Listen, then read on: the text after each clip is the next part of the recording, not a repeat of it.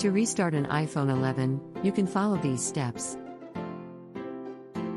Locate the side button on the right side of your iPhone 11. It is the larger button on the side of the device. Press and hold the side button along with either the volume up or volume down buttons simultaneously. Keep holding both buttons until you see the power off slider appear on the screen. Do not release the buttons until you see this slider. Once the power off slider appears, drag it from left to right to power off your iPhone.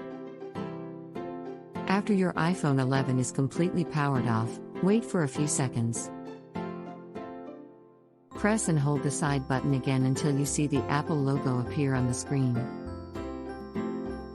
Release the side button once the Apple logo appears. Your iPhone 11 will now restart and should be ready to use again. It's worth mentioning that the steps mentioned above are specifically for the iPhone 11 model. If you have a different iPhone model, the process might be slightly different.